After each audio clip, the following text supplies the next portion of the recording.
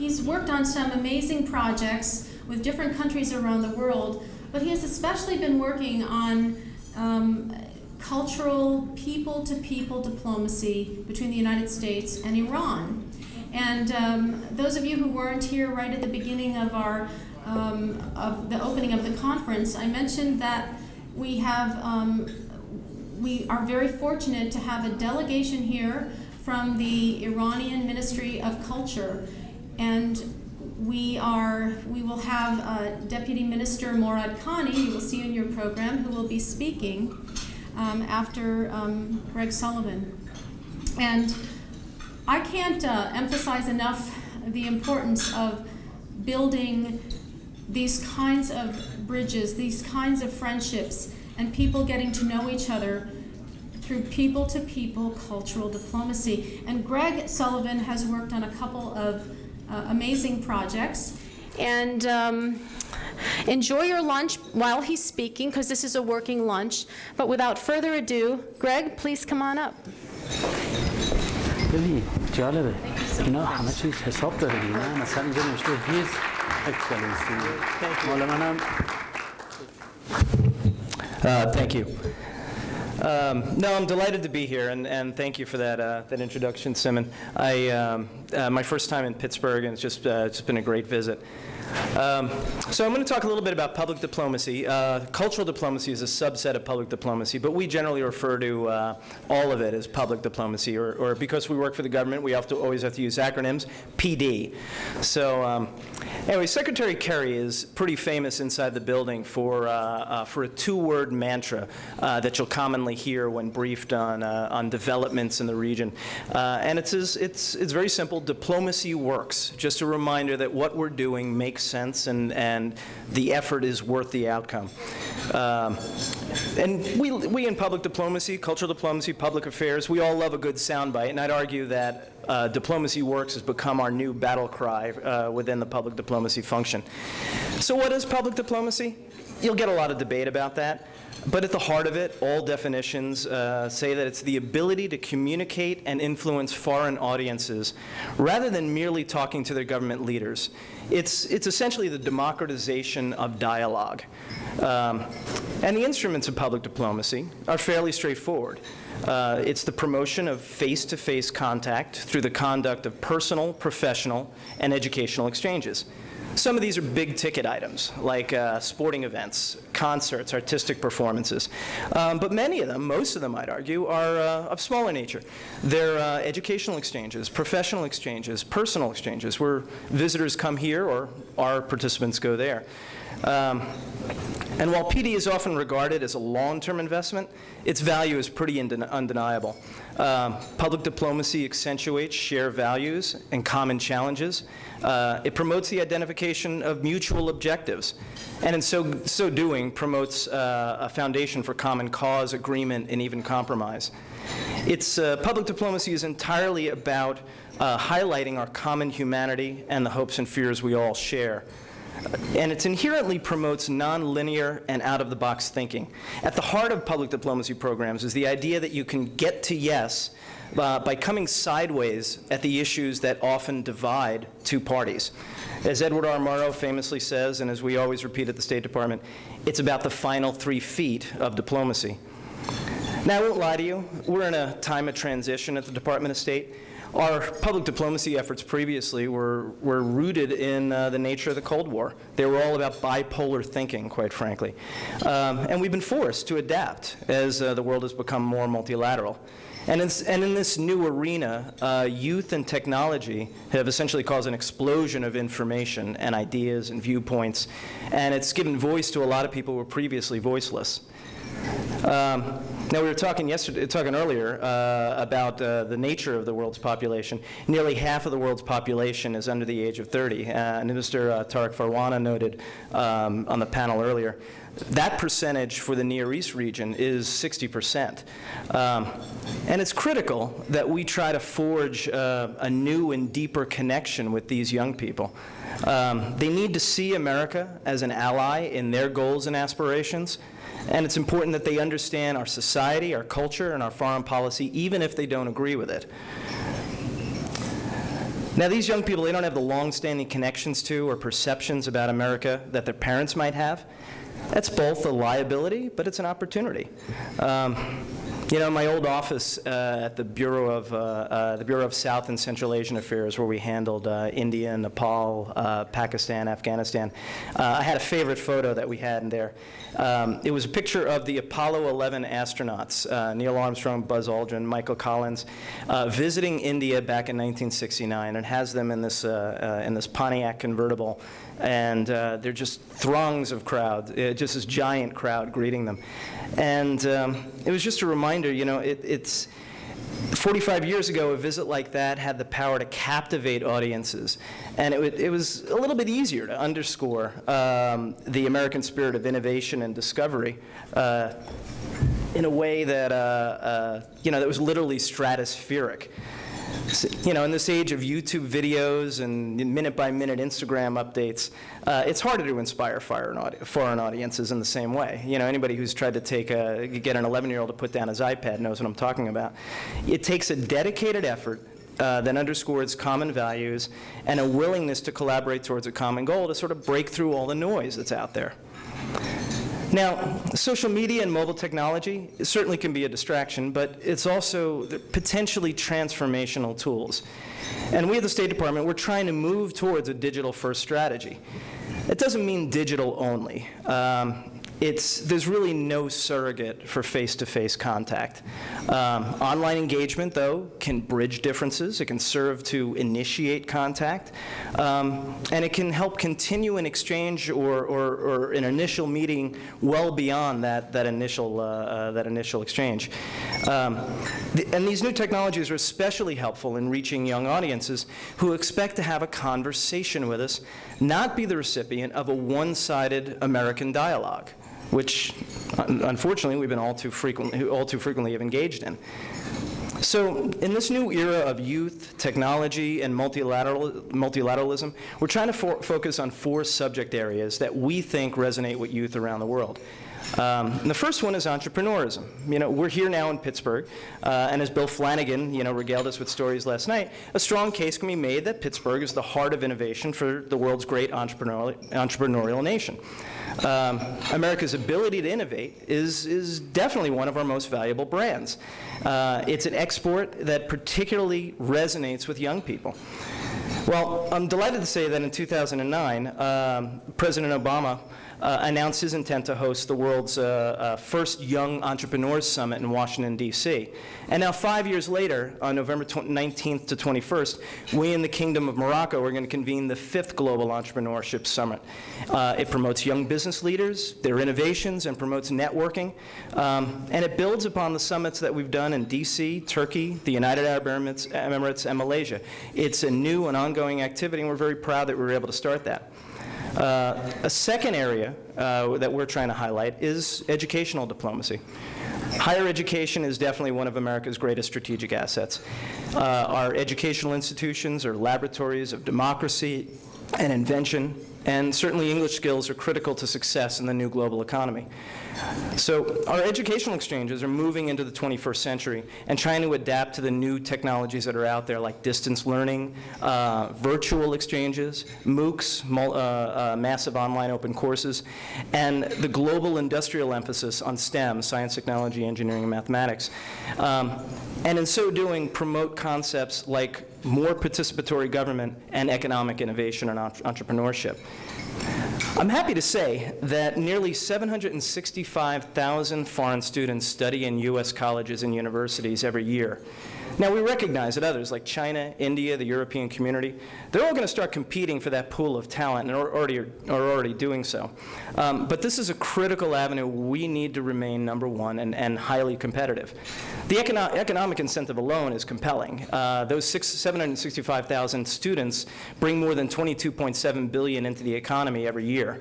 But really, the most important reason in our view, is that this is nearly 1 million young people who go back to their home countries with their own personal experience with American society and culture, and probably, we hope, a preference for working with the United States. Now, a third area that we're focusing on is environmental diplomacy. Secretary Kerry is a big leader in this, and he's stressed from day one at Foggy Bottom that it's going to take nothing less than a global conversation to help educate, inform, awaken, and activate millions of people around the world about the environmental challenges we all face. And these are challenges that not one nation can solve or even tackle in any kind of comprehensive way.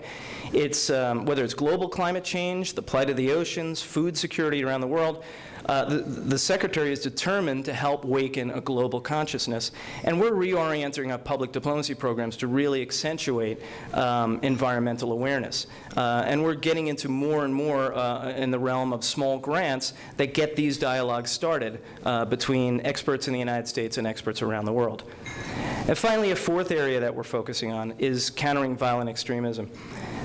It's a vital area for our national security that we provide people, particularly young people, in at-risk environments with alternatives to the misguided ideological justifications for using violence. We've got to confront distortion with reality, and we have to rebut the lies with truth. And we're expanding and coordinating the State Department's worldwide efforts to counter radicalization, combat violent extremism, especially through the use of social media. Now, I want to be clear. When I say violent extremism, this is not a Middle East and South Asia issue. This is a global challenge, and it's very much an issue, is much an issue here at home as it is in, say, Latin America, where gang violence erodes civil order. And it's something that we all have to approach. We need to come up with a positive articulation of what it means to be part of a global community and reiterate that on social media for the benefit of young audiences. Now, moving to what I focus on a daily basis, Iran. In the past several years, I'm happy that we've been able to bring that spirit of change and activism to those who are doing outreach for Iran and Persian-speaking communities. One of the first initiatives we undertook was to launch a new online initiative called the Virtual Embassy Tehran. It's entirely in Farsi, and it's with the intent of promoting dialogue with Iranian civil society. About 3 years prior to that, we had reinstituted our global exchange program with Iran. It had fallen into, it basically had been severed between 2000 and 2006. But we've been able to restart that and are promoting exchanges with Iran right now. Now, our virtual Embassy Tehran has really started to take off. I'm happy to say that we've had more than 45,000 distinct visitors every month. Our Facebook page boasts more than 400,000 fans, and more than 70% of those are coming from inside of Iran. And we're using this site to promote American culture, American society, and an exchange of ideas. One of the regular things that we do is conduct interviews with Iranian-American civil society leaders. We've had NASA scientists, we've had experts in nanotechnology from University of Pennsylvania, and others. We've even streamed the video of the U.S.-Iran volleyball matches that we hosted in California. And that leads to another area where we've been very active in promoting these kind of exchanges in sports and arts as a way of bridging the gap between the U.S. and Iran. I think we actually have some video of the volleyball matches that we hosted out in California between the U.S. national team and the Iranian team. We at the Department of State are deeply interested in supporting people-to-people exchanges between the American and Iranian people, especially in arts, culture, sports, and education, as a way of promoting goodwill and understanding between the Iranian and American people. This visit of the Iranian national volleyball team is something we're very proud to be a part of. We partnered with with USA Volleyball to bring Team Iran here for 12 days, an historic visit, their first in more than 35 years. And it was a great opportunity for both teams to get to know each other, train together, have 4 matches against each other, get to know each other, have some social events, but also have a valuable tune-up for the World Championships that are going on right now in Poland. And I think we can already see it's certainly benefited the Iranian team. They've strung together a couple of really impressive victories. Team Iran knocked off Italy, number 3 in the world, on Saturday, and now they've defeated Team USA. I'm sure the fans of USA Volleyball are not as happy with me, but you know, we're delighted that we could support this, and we're very pleased that the Iranian team has had this success. So we're looking forward to it. We're looking forward to seeing how deep they can go in the World Championships. Right now, they're on fire. Gafour has really had a fantastic couple of games. AMEI has really stepped up in the last game against Team USA. Right now, they can beat anybody in the world. So we're eager to see how well they can do. We're also hoping that Team USA can rebound in their matches coming up.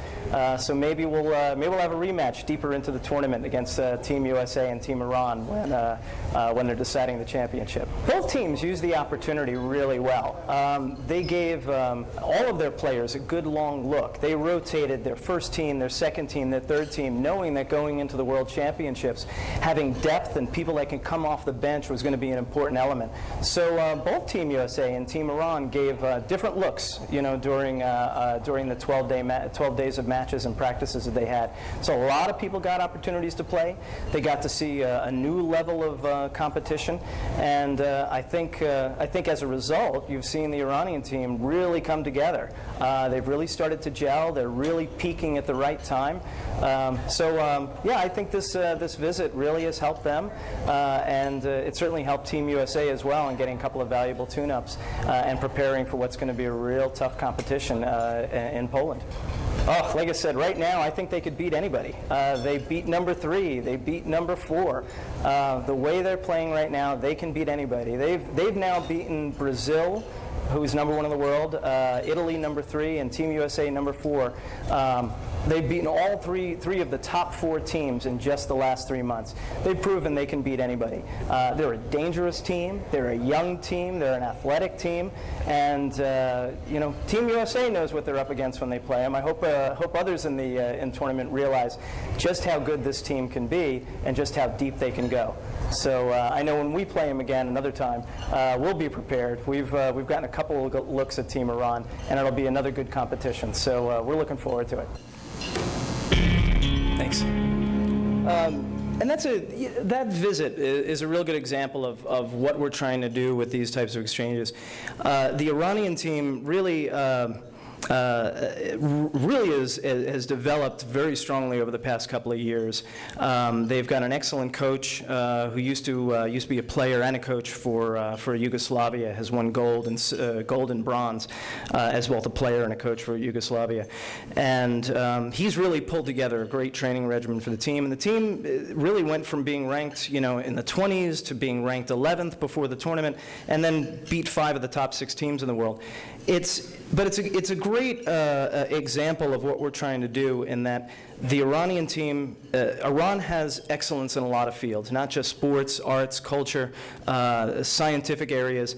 And we're interested in exploring those areas and helping to nurture those ties between civil society leaders here in the U.S. and their counterparts in Iran as a way of promoting greater understanding and trying to find solutions to the diplomatic isolation that has marked our relationship for the past 35 years.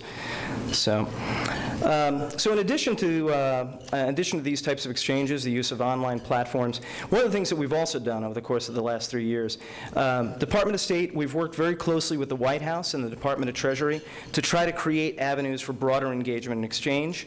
In addition to relaunching the International Visitor Program in 2006, we've worked closely with the National Academy of Science in Washington and academia to bring distinguished Iranian leaders here in environmental science, healthcare, mathematics, and other critical issues.